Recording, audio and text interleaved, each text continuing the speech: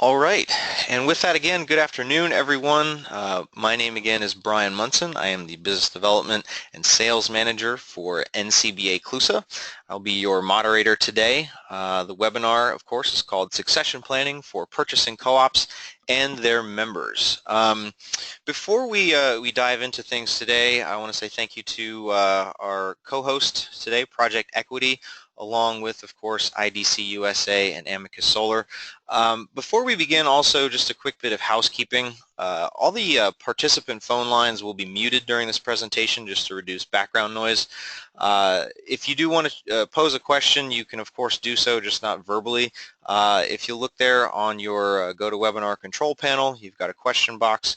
Feel free to type in the question. We're going to collect those towards the end, and we'll have probably a good 15 or so minutes to walk through those. We are currently recording the program, so you will receive the link to the recording either tomorrow or early next week, and it will be archived on the NCBA CLUSA website, so you can refer colleagues, peers, anybody that might be interested, family members in this particular subject. So again, Project Equity, IDC-USA, and of course Amicus Solar are joining us on this webinar. Really quickly, I'd like to introduce you to all the panelists. Jack Bailey, he received his bachelor's degree and Juris Doctorate from Indiana University, becoming a member of the Indiana State Bar in 1984. In 2002, Jack actually received the Blue Chip Community Business Award for his leadership. In 2008, also received the George E. Johnson Excellence Award for his achievements in the cooperative community. He's a former board member of NCBA CLUSA and a frequent contributor to our conferences. He's a great guy, and as proof, he was inducted into the Indiana Cooperative Hall of Fame in 2010, so we're very happy to have Jack with us today. Stephen from Amicus Solar is President and CEO. They are the first purchasing cooperative in the U.S. In the solar industry. Prior to Amicus, Stephen served as the CFO of Namaste Solar, a worker-owned co-op, also in the solar energy industry. They're based in Boulder, Colorado. He's worked in academia and held numerous roles in the banking and finance sector. And lastly, Allison, she has started her career in community-based work, designing and leading micro-enterprise programs for urban youth. Prior to launching Project Equity, Allison spent 15 years in executive roles at mission-driven companies. She has her BA from Harvard University and her MBA from the Haas School of Business. She's also a 2014 Echoing Green Fellow. So we thank, again, all those three folks for joining us today. Before we dive in, I'd like to just quickly outline the agenda that Allison has put together for us and provide a little bit of background on how our work at NCBA CLUSA and Project Equity came together. First, I'll talk a little bit about just purchasing co-ops and some of the succession challenges that we know that our members have. Allison will be addressing the idea of selling to employees via a worker co-op, and then we'll get some additional perspective from Jack and Stephen on that, and then Allison will sort of wrap us up with some recommendations for purchasing co-ops. So really quickly, for those of you that might not be familiar, a purchasing co-op is typically an arrangement among similar businesses to aggregate their demand for goods and services in order to procure lower prices from selected suppliers. Notable purchasing co-ops exist in the B2C retail space, groups like Ace Hardware, True Value, Carpet One, Napa Auto Parts. The U.S. and state governments here also create purchasing co-ops in the agriculture and education space. What I've found, though, is really that purchasing co-ops flourish in the B2B space, really acting as the glue that helps local independent businesses that really comprise their membership. It enables them to stay that way, to stay independent, to stay local. Most members, and you can call them shareholders, of purchasing co-ops are actually small businesses owned by families, and they do a mix of both B2B and B2C.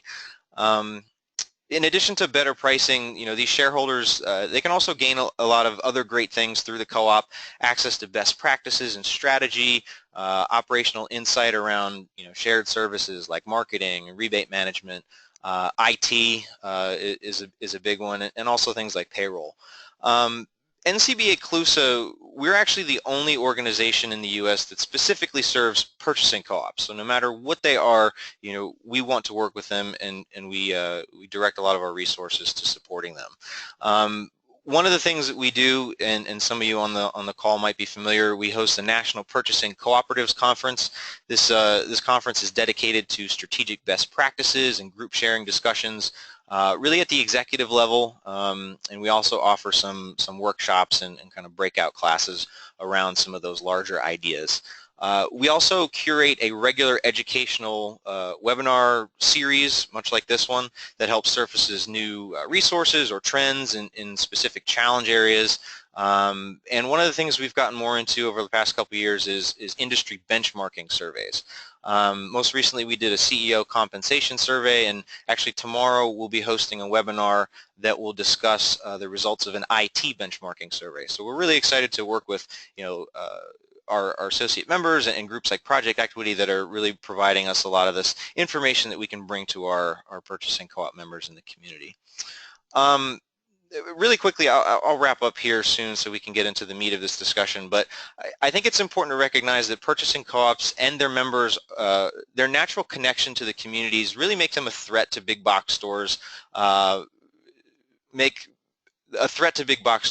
for-profit buying groups, because of that connectivity, and I think it's important then to understand that and understand why succession planning is so crucial to the success of our sector here that we're talking about today. I think, and Jack and Stephen will probably allude to this, it's very tempting for some of their members to just want to check for all the hard work, but we know in the co-op space that money spent in the community tends to stay there, and I think that's where really Project Equity and some of our other allies in the space, Gary Pittsford at Castle Wealth, Democracy at Work Institute, all these groups are really doing important strategic work that really benefits the community, and I think is providing some great resources for purchasing co-ops and their members, and that's why we're here to talk about some of that today. So we envision a future where worker co-op conversions in the purchasing sector space become the norm. I think Allison would love to see that, and I think some of the members and groups that we work with, once they kind of get more familiar with this information, they'll see that that's really a viable option.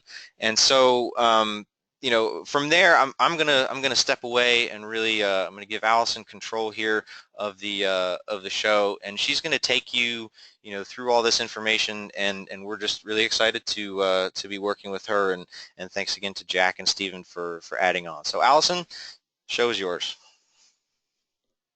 Excellent. Thank you so much, Brian, for that great introduction. So I'm Allison Lingane, co-founder of Project Equity, and briefly who we are. We're a nonprofit organization focused on growing the field of worker co-ops in the U.S., and the primary way that we do this is to support businesses to transition to worker co-ops at the time of the owner retiring.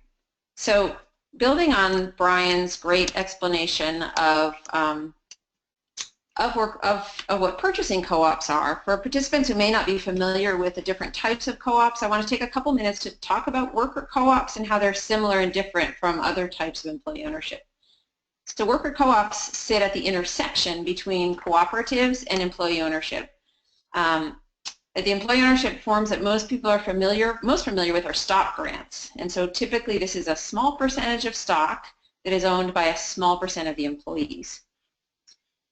And employee stock ownership plans, or ESOPs, are another form, a great form of employee ownership, and they're essentially retirement benefits in the form of company stock. And so employee owners access their stock at the time of retirement. Now, ESOPs can be anywhere from a very small percentage of company ownership all the way up to 100%. And worker-owned cooperatives are 100% employee ownership with profit sharing built in, and employee governance built in. And they're built into the model in the same way that patronage and governance are built into the other cooperative forms like purchasing co-ops or housing co-ops. or consumer co-ops. So worker co-ops are businesses that are owned and governed by their workers. Now, we know that employee ownership brings significant benefits to the workers, to businesses, and to society more broadly. And I won't go through all of these stats, but for those of you who are interested in learning more about employee ownership and worker co-ops, we do have a resource on our website called Worker Cooperatives Pathways to Scale that goes into all this data. But it's really important. We know that a transition to broad-based employee ownership helps keep businesses independently owned for the long term. And so just at a very high level, what does it look like to transition a business to a worker-owned cooperative? So at its core, a co-op conversion is a sale of a business, so from the owner to a worker co-op. And like the sale of things of large value, like if you're buying or selling a house, it's typically financed by outside lenders or investors. And it's essentially the business is buying itself out of its future profits, and the owner gets compensated at the time of sale from the proceeds of the loan, of the outside loan, and then the business pays that back over time from its profits. And so why does this matter? Why is this approach so important? So we all know, and we can continue to increasingly hear about baby boomer retirements, and it's often dubbed the silver tsunami. And what a lot of folks don't know is that the depth of the ownership of small businesses among baby boomers is really high, and it's forecast that trillions of dollars of business value will be changing hands in the next 10 to 20 years. And depending on the geography, baby boomers can own between half and 2/3 of privately held businesses with employees. So something's going to happen to these businesses. And as we know, the purchasing co-op world, really the core of the mission of many purchasing co-ops is to help keep independently owned businesses, independent or family owned, into the future. So this is a quote from Jack Bailey, and I'm going to actually turn it over to Jack now to tell you a little bit more about the purchasing co-op that he leads and the issues around succession planning that his members face. So Jack, turning it over to you. Thank you, Allison. Good afternoon, everyone. Yeah, so as Allison mentioned, our cooperative is actually a cooperative of about a little over 200 locations of family-owned, a lot of times second and third generation distribution companies, both in the U.S. and Canada. The industry that we're in is one that's all around everybody, but very few people know of it. It's called the power transmission industry, and it has nothing to do with cars. What it does deal with is any products that cause something to move other than automotive. So about anything that you can think of, whether it's an escalator or luggage carousel or electric doors, it's our stuff that's making it move. So it's a real sexy product, like sprockets and chain and bearings and stuff like that. Obviously, our distributors, their biggest customers, can be found by answering the question, well, where does the most motion occur? And that's usually in manufacturing plants, just because you've got a lot of assembly lines and there's just so many moving parts and components there. But again, usually at a cocktail party when you're dreading that somebody asks you about your industry, I just tell them, when you go to the supermarket and you put your gallon of milk on the belt there for the checkout person to take your money, that's what we do. Everything is making that belt move, and we take coal out of mines the same way. So that's our industry. The challenge in our industry, which has been mentioned by Brian and Allison, is it is kind of a David and Goliath environment. We have 3 major publicly traded distributors in our industry. One's called Motion Industries. The other one is Applied Industrial Technologies, and the other one is Kaman Industrial Technologies. And so unfortunately, what happens is they can usually take business away or be very competitive with the independent family-owned distributors through two ways. One is they're buying an enormous volume, a lot bigger than maybe a single family-owned distributor might be. And secondly, they introduced in our industry the concept of national accounts. So they would go to somebody like a Procter & Gamble that might have 14 facilities across the country and say, look, if you'll buy all your facility from us, we can provide all 14 of those facilities, and by your single sourcing through us, we can save you lots of money. And the disadvantage of that is if you've got an independent distributor that's in Cincinnati and Procter & Gamble comes to them and says, well, hey, this big publicly traded company said they could handle all 14 of our plants. What can you do? A lot of times that independent was faced by saying, or forced to say, well, I can cover Cincinnati, right? So back in the late 80s, we had about 6 brave souls in this industry. They were owners of family-owned distributors. And they actually got together and sat down and really thought, what can we do to level the playing field between us and the big boxes? And lo and behold, somebody comes up with a genius idea of, what if we formed a cooperative? What if we formed a purchasing cooperative? And so that they did, and in the early days, it was what we refer to as a group buy cooperative or a paper cooperative, in that they would all put their common product that they were buying on one letterhead, on an IDC-USA letterhead. That product would be shipped to one of them, and that poor guy would break down the order and ship it to his buddies. We only did that for a couple of years, and then we bought our own warehouse facility. And currently today we have our national headquarters and our main distribution facility here in Indianapolis, Indiana. And then we have a second satellite distribution facility out in Reno, Nevada to take care of our Western members. When they first started the cooperative, one of our big challenges was we were the first time a cooperative ever came into our industry. And you know, people had different reactions and misperceptions to that. The distributors were afraid to join a cooperative because they were afraid all of the main manufacturers or suppliers that they bought product from would cut off their distributorship if they found out they belonged to one of those buying cooperatives. And the manufacturers kind of were very skeptical of the distributors because they felt like, well, all these guys are doing is getting together so they can bootleg product back and forth that they may not be an authorized distributor in. And both of those perceptions were in fact misperceptions. Our cooperative, that we're not engaged in any kind of trading product between our members. And I don't mean to be so naive as to say that none of our members probably help each other out, but that's not our focal point, nor do we have any involvement in that.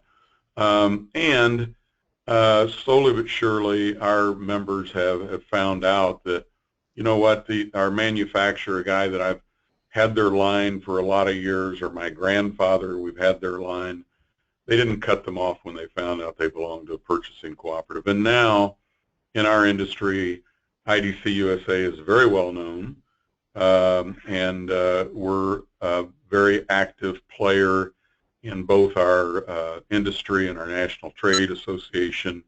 We have IDC University that offers technical training in our industry to anybody in the industry, not just our cooperative members. And then we also have a 501c3, which is a charitable trust organization that we have that has literally given back hundreds of thousands to different events. So today, and the point of this webinar is that we all have the same problem, and that is, as I look at the owners of our distributors, Most of them are getting around my age, meaning they're mid to late baby boomers. And some of those are in great shape. They're following on the family tradition, and they've got children that are interested in the business, and there's a good succession plan there. Others, unfortunately, don't have a succession plan. And to make that even worse, the big boxes, the publicly traded companies, are going around buying up independents as fast as they can. And what makes that possible is, one, they're sitting on a load of cash, and two, because they're publicly traded, they really have to show their shareholders growth. And right now our market is flat or down, contrary to what DC says. And so the only way they can really show their shareholders some growth is, in fact, to buy sales, if you will, by buying independents. The problem is a lot of times, as I think Brian mentioned in his intro, you've got an independent entrepreneur that's been working his tail off all his life, and now his kids aren't interested in the business. He doesn't have a succession plan, and there's somebody with a really fat check at the front door saying, "Here, I'll let you walk away from all of this." So it becomes very tempting. Internally, I've tried to play matchmaker in that I have a private list of our distributors that have indicated to me that in the near future they may be interested in selling as they don't have a succession plan. And I've got another private list that I keep of members that have told me they're very much interested in growing and any purchase opportunities that might come about to kind of hook them up. So I kind of end up a lot of times doing this Dolly Madison matchmaker thing. And sometimes I'm very successful at it, and I've been able to keep locations independent. But there's other times, and the problems that I've expressed to Allison is by the time I get involved in it, man, the check's already there. They've signed a non-disclosure, and all these things are going on. And I think one real solution, we've had a couple of our members do this, is they have sold their company back to their employees, and it's worked out great. The challenge is it's just not easy. It's not easy because it does take some work to put it together, and also, our owners, our distributors, I mean, they don't know anything about worker co-ops or setting up those kinds of programs. But it's really easy for them to take a check, and so hence the one bullet point that says, in our industry, I feel like we really need some kind of an easy button, which is some tool or template or learning platform or whatever that allows the distributors an easy way to consider and execute selling their company back to their employees, which most of them would love to do, I think, because one of the biggest considerations they have when they do sell, to the big boxes, is they want to make sure their employees are taken care of, because a lot of times those employees have become like family, if you will. So that's kind of where we are and how we view the competitive environment in our industry today. That's great, Jack. Thank you so much. So let's turn it over now to Stephen from Amicus. Can we advance the slide? Great. Thanks, Allison, and glad to be here. Welcome, everyone. So we have a similar creation story as you just mentioned, Jack, except our products are unbelievably sexy.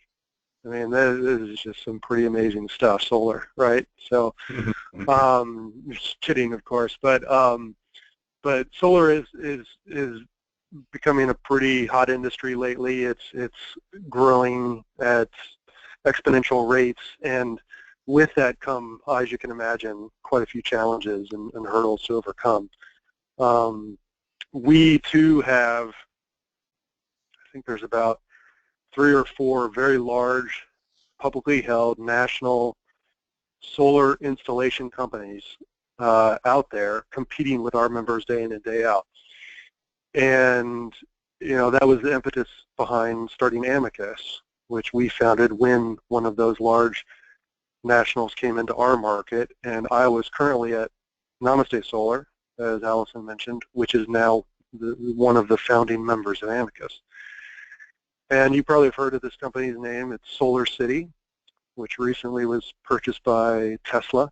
Elon Musk is in the news quite a bit. So that was a pretty big story that's happening, and how that transition will occur should be interesting to watch. But we're competing with these very large companies with very deep pockets who, in our industry, their story to Wall Street was growth at all costs. They wanted to sign up as many homeowners as they could to install solar on their system, and they actually leased the system back to the homeowner.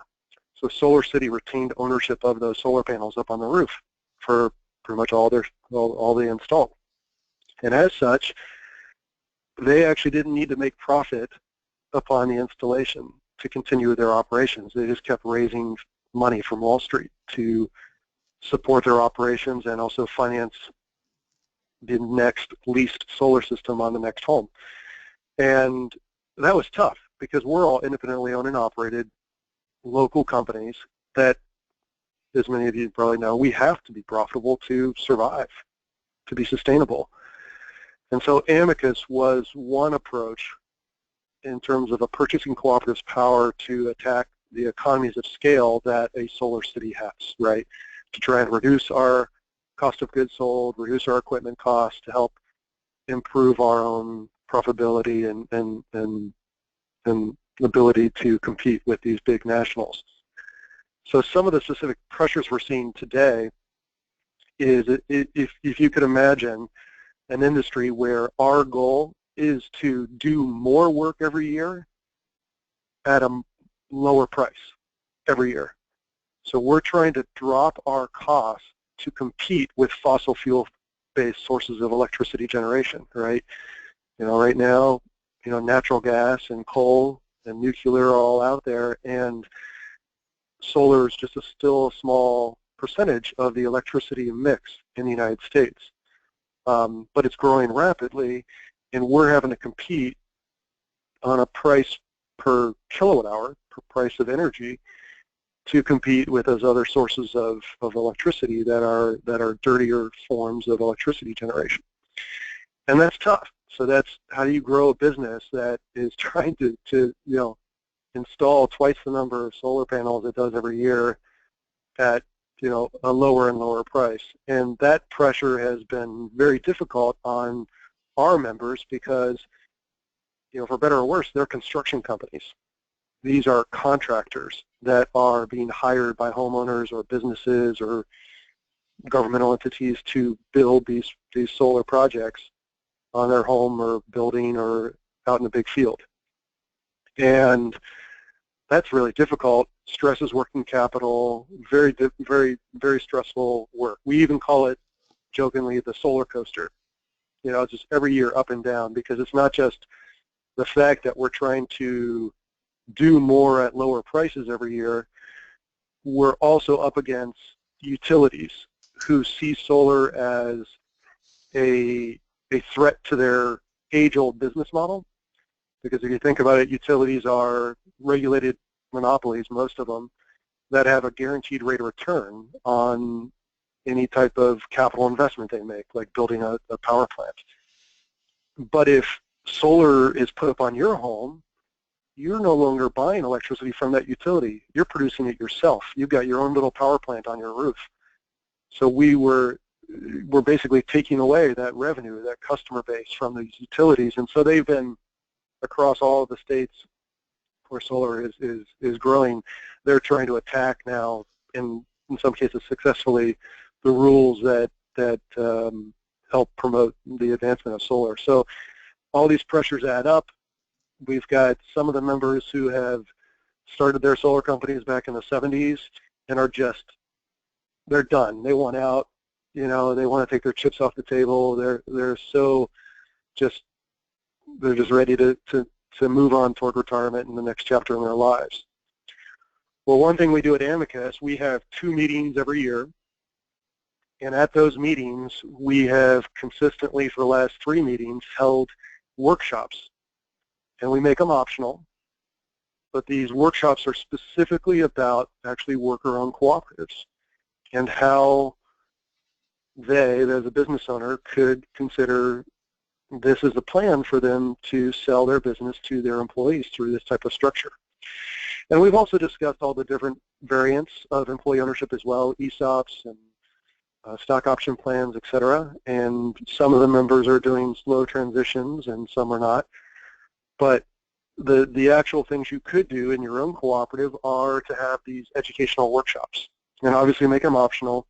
But you don't want to offer nothing, because I remember one member, when I asked him, "What's your succession plan?" and he said, "Oh, my plan is a pine box." And that was his answer. That's my succession plan, is a pine box, and that's not what we want, right? We want to, that owner cares about his or her employees and their staff, and they want to support them. Sorry, I apologize for that, but that's the point, is to help support that transition. And so we have these workshops during our meetings, and we have 3 companies right now, Technicians for Sustainability, Sunlight and Power, and Sunbug Solar, that are in this process. The first one, Technicians for Sustainability, is actually converting on January 1st, Allison, to a worker-owned cooperative. So we help support them by, Amicus did, support them by finding the right attorneys and the right advice, etc., because Amicus currently has 3 worker-owned cooperatives as members. And so those current members have provided a great sounding board. So I'll throw it out there. My contact information is there. If you needed this support, I'm willing to support you all or your members if they need someone to talk to more about conversion. So thanks.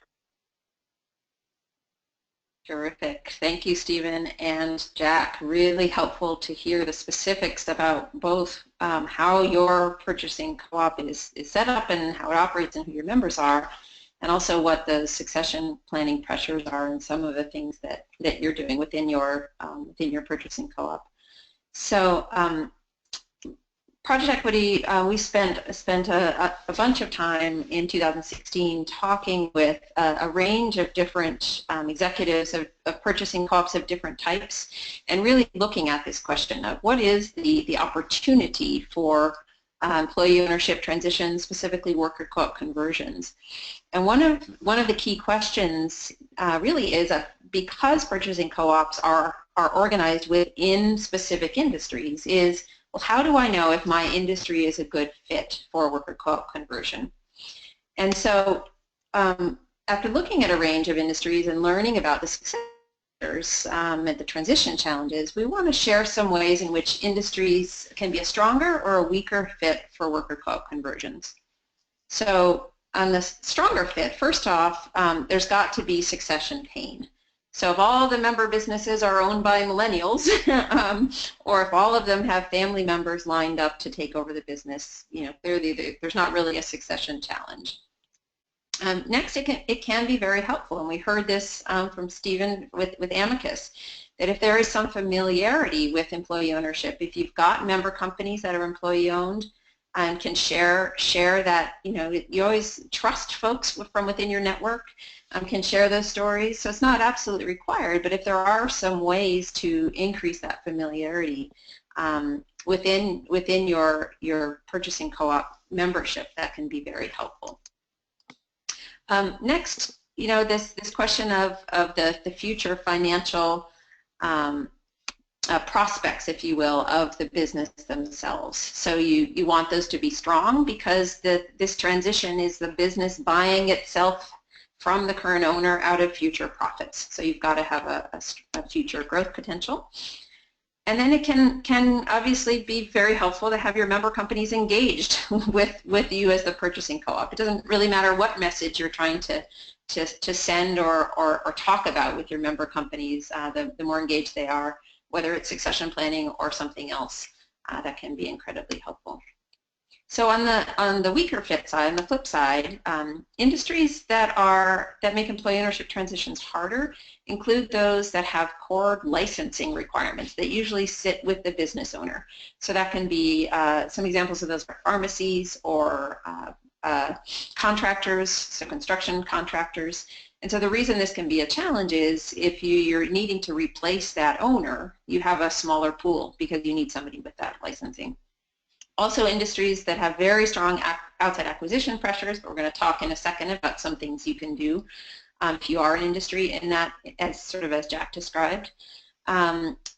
Industries with intense competitive and margin pressures can be a challenge simply because a transition of any kind means that you're spending some effort on other things besides paying attention to really managing that margin. And so that a transition, whether it's to a new buyer or whether it's to an employee ownership. And finally, the size of the business. So worker co-op conversions can really be done on companies of any size, but they are easily and can be more effectively done with businesses above a certain size. And we use just a sort of rough threshold of 20 employees. The reason for that is that the owner in a very small company, sort of their role is more outsized. So that whether they're in the GM or CEO role, they often wear many more hats and there are often fewer structures and processes, and so it makes that leadership transition harder. Okay, so industry fit, but so if I'm a purchasing co-op or another network of independently owned businesses, what are some of the things that I can do to engage my members around succession through employee ownership? So we've heard from Amicus and IDC some ideas and some examples of education programs that purchasing co-ops can implement. So most of the co-ops purchasing co-ops that we spoke with have at some point held succession planning sessions at their annual member meetings. And many of the purchasing co-op CEOs felt frustrated by their attempts to engage members on this topic. And the reality is that for things that feel a long way away or that are unpleasant to think about, so Stephen talked about one of his member company CEOs who said, my succession plan is a pine box, right? There's a reason why only 15% of businesses have succession plans. Right? Because it's not something that people are just dying to sit down and spend time thinking about. So we recommend a few things. Obviously, including this topic in your sessions. But when you are taking the time and energy to bring employee ownership or succession planning experts and employee ownership experts to your member meetings, we recommend that you set up one-on-ones. You actually tap specific members who you know really need to be spending some time on this. You tap them and you set up appointments for them, and that you make it opt out. So I'm going to just share a little bit of an anecdote from a related space, which is 401ks. So for those of you who have ever worked in a company that has a 401k, an employee offered 401k, it turns out that the sign-up rates for those are actually very, very low, surprisingly low, saving for retirement. And so employers will often put a match. They'll actually put money on the table to try and increase those rates, and it doesn't make that much of a difference. And the reason is because the plans are opt-in.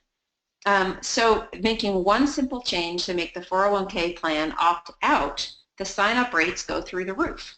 And that's just human behavior, right? So if you can set up some appointments with folks, build it into the schedule of your annual member meeting and make it opt out, it's just going to happen at a higher rate. So additionally, share stories. So every culture on the planet has legends that we share and to teach life lessons, right? And that's because stories stay in our brain in a different way from data or from the nagging voice of this is something you have to do. Share stories from owners who've sold, the positive stories, the good outcomes, and also the negative stories, the bad outcomes. And so depending on what kind of motivation you respond to, that positive or the fear-based, those stories are going to be powerful.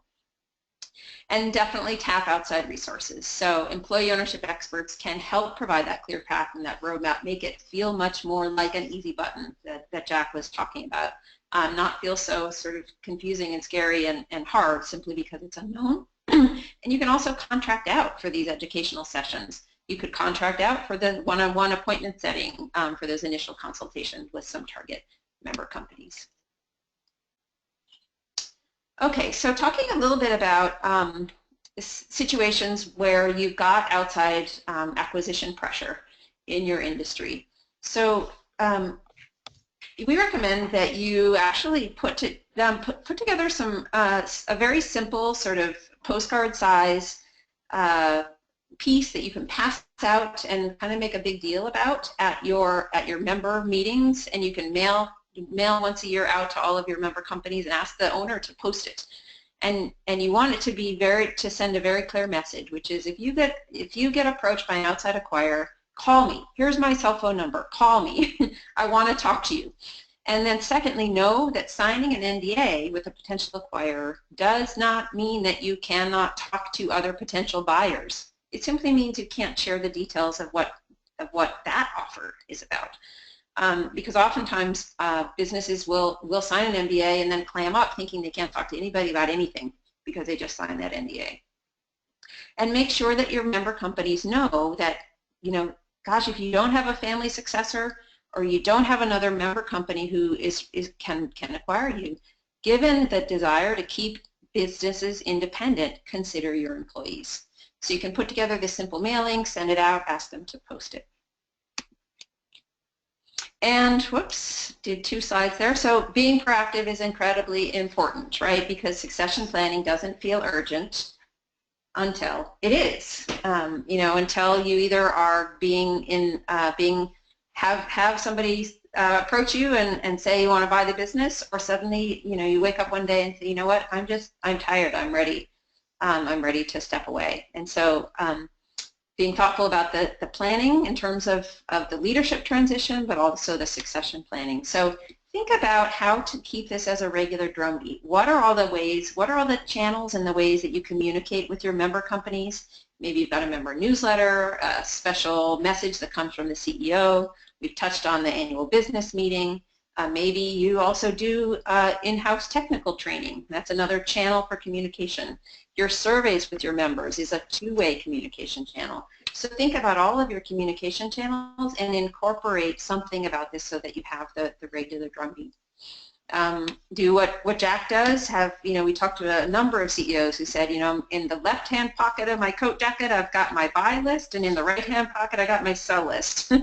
So back to that, call me. Here's my cell number if you're considering selling, so that you can be there. You can play that matchmaker, so that you can keep the businesses within the member network. But if you have ones who want to sell and you don't have a match with the buyer, you can help help them consider and learn about employee ownership. And tap those outside resources. And then one idea, I thought this was a really interesting one, came from a purchasing co-op CEO. He said to me, you know what, my own motivation, my own personal motivation is my bonus plan has nothing in it about member retention. But if part of my annual bonus had member retention as one of my key metrics, I would be incentivized myself to pay attention to it. So from best practices across purchasing co-ops in terms of the succession planning issue, your purchasing co-op executive compensation is one place to look.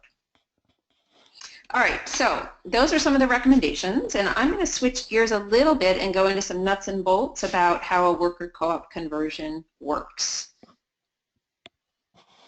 So selling to employees through a worker co-op. The first step is always the assessment of, can it work? And this is where getting some outside help can be really, really valuable.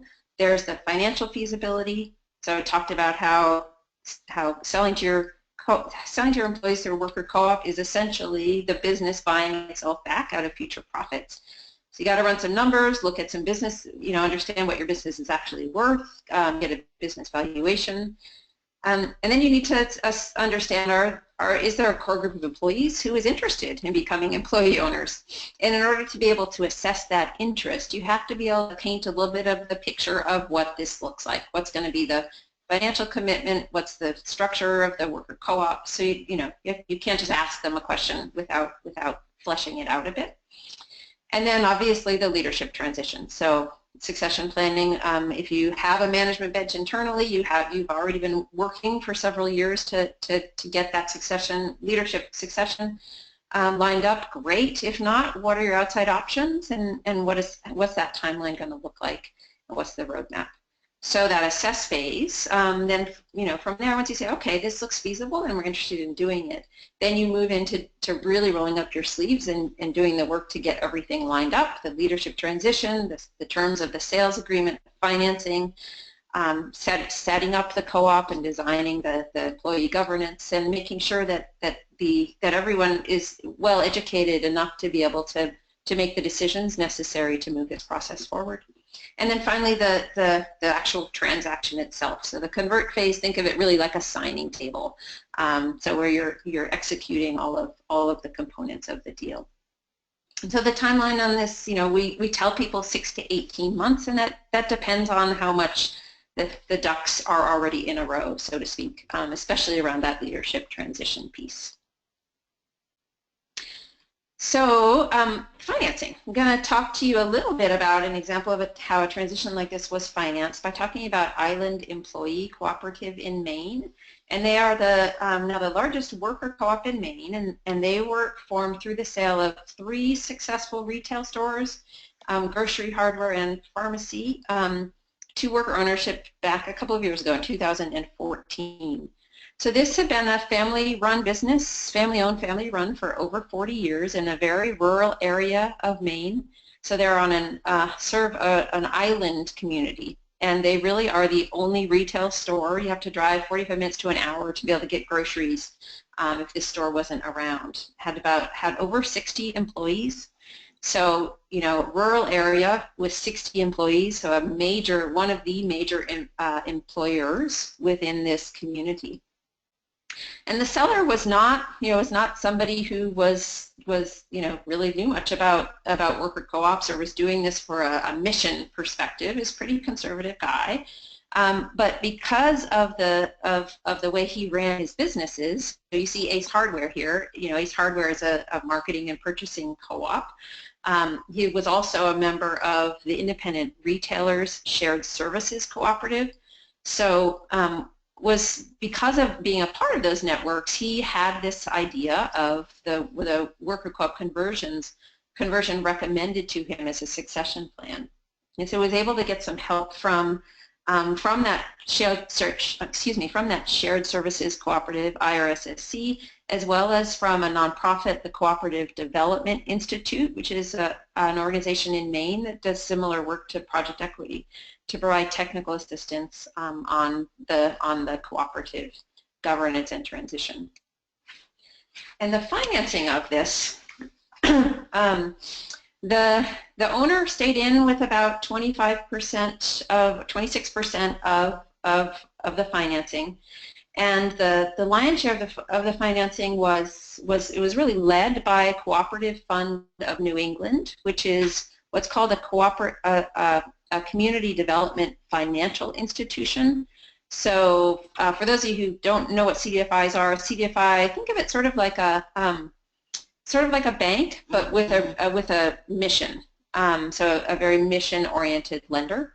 And there are a handful of CDFIs nationally that have very deep experience with cooperatives and with lending to cooperatives. And so these are great lenders to tap for this kind of a transition.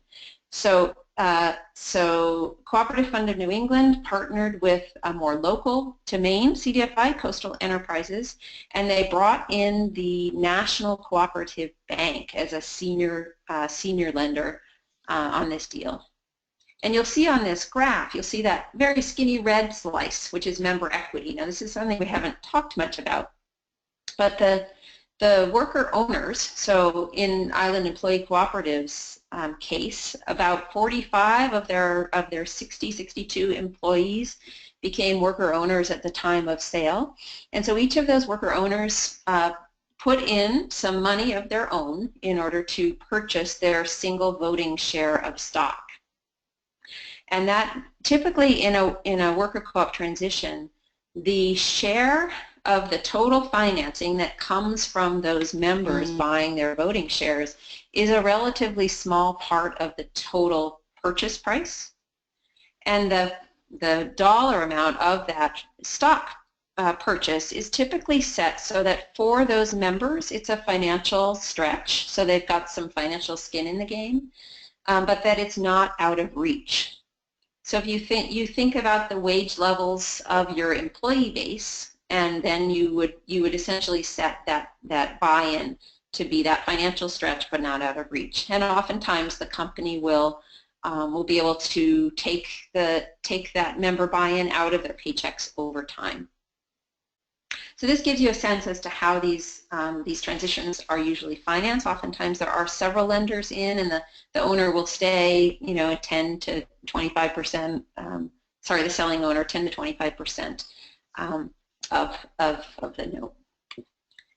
So with for the example of Island Employee Cooperative, the business is now growing and it's evolving to meet the changing market dynamics. But most importantly, those businesses have stayed open in this very rural community. They're serving the community, and the 60+ employees still have jobs, 45 of whom are owners of businesses have stayed independently owned and are rooted in their community for the long term through this broad-based employee ownership transition.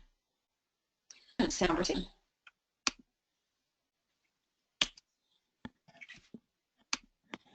So Brian, do you want to advance the slide and let us know if there's any questions from the audience?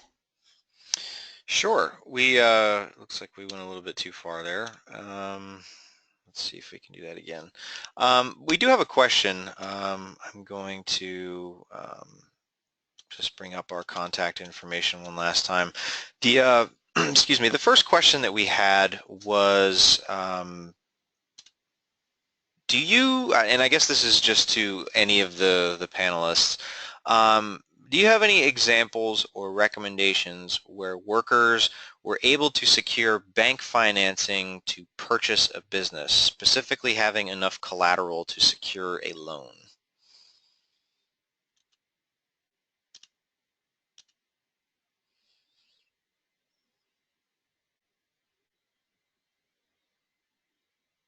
Allison, Jack, or Stephen? Brian, I don't know if you're on your computer or a landline, but you're breaking up on us. Gotcha. I'm on the computer. Well, this is Stephen. I think I got the gist of what your question might be. Is there a specific example of a bank providing a loan to help with this financing? Maybe Allison, you have a specific example. The companies I mentioned, what they're using is actually, instead of going to anyone outside to finance the sale, what we did is, and what other companies have done is used a form of preferred stock. So instead of common stock, it's preferred stock, which means it's doesn't have any voting power or control over the business.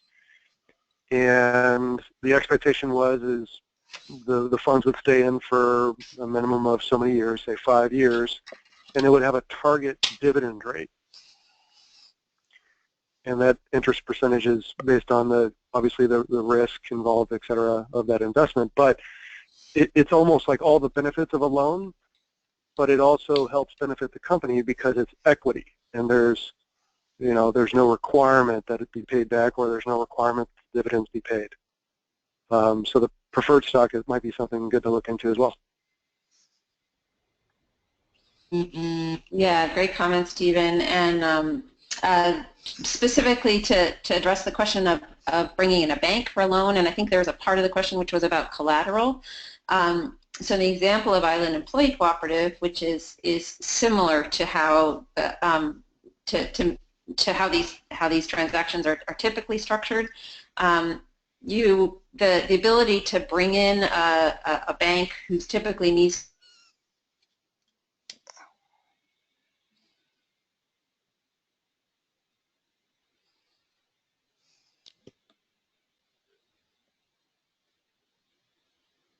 working with CDFIs that have experience with worker-owned cooperatives. So in addition to the Fund of New England, there's also Shared Capital based in Minneapolis, and LEAF based in Boston. Is that they know how to think about lending to worker co-op conversions and actually think about it slightly differently from how a traditional bank would. And if folks are interested in learning more about that, we do have a resource on our website called The Lending Opportunity of a Generation that goes through this in a fair amount of detail. As a follow-up to what you just said, Allison, is there materials that would be available to purchasing cooperatives to give to their members that, just, I don't know, some kind of informational collateral, or is it just a thing where we should just maybe direct them to your website for materials, just something that we can put out in the member owner's hands? Mm-hmm. Yeah, absolutely. So our website is a great place to start, and that's a good reminder that. So what I will do is once we post this recorded webinar on our website, is we'll put some materials right on the same page, so that folks can go to the webinar to learn more and can also access some materials in the same location. Great. And if you guys can still hear me, Jack, that was a question that I was going to follow up with. We do have a few minutes left, so if anybody else had a question, for the panel, please ask that now.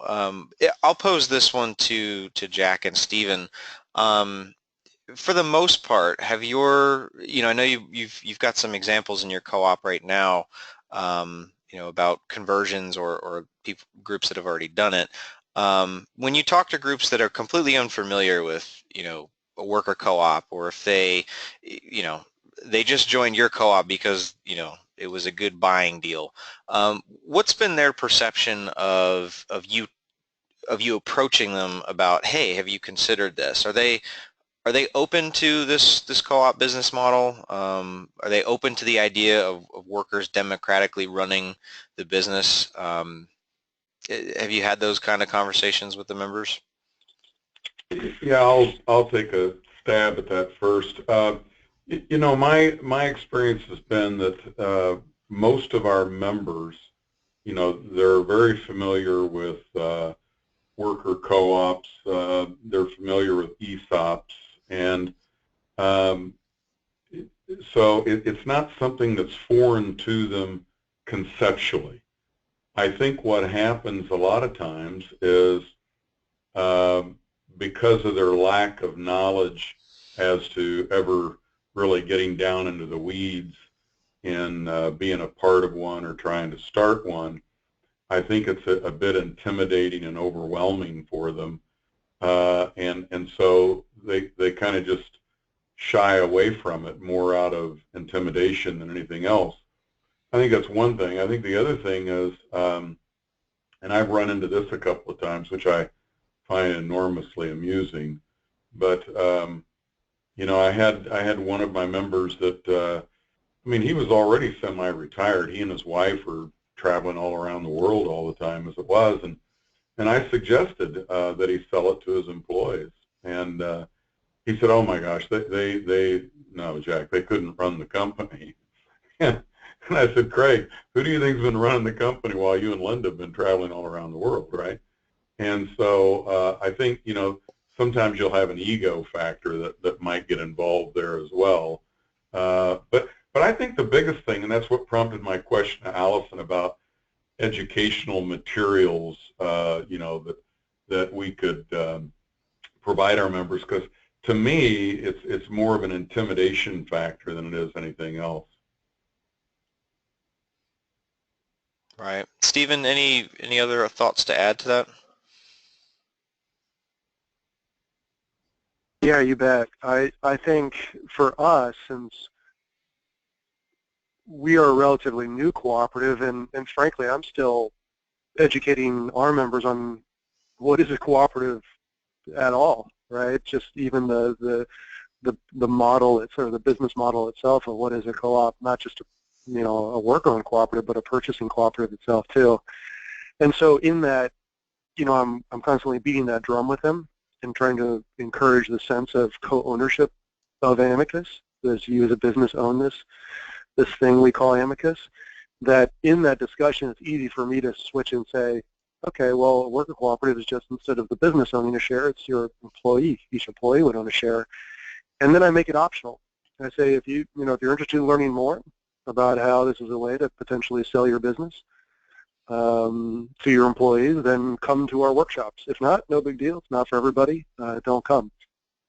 And then once in the room, we have, like I mentioned, those kind of 3 internal champions already that are currently worker-owned cooperatives that I just sit back and they lead the charge, right? And they can give the pros, the cons, the ups and downs that they've seen in the process, but that real-time experience really helps. Very good. Well, I think we're up against our time limit here, and unless anybody else has anything to add, I just want to thank Stephen, Jack, and Allison for their time today. A lot of great insight I think was shared, and apologies for the couple audio technical difficulties we had. If anybody out there is looking for more info on purchasing co-ops or need anything like that, you see my contact information there. Please reach out to me. We've got a lot of members like Stephen and Jack that are very knowledgeable about this stuff. Don't let Stephen fool you about, oh, we're a new co-op. He's a wealth of information. I've really enjoyed working with both he and Jack over the course of time, and getting to know Allison as well through all this. If you want more information about co-ops, please subscribe to our e-newsletter, CBJ. You can find that on the ncba.coop webpage. And be sure to mark your calendars October 4th through the 6th, 2017 in Washington, D.C. for our Purchasing Co-op Conference. We'll be rolling out more details about that in the near future.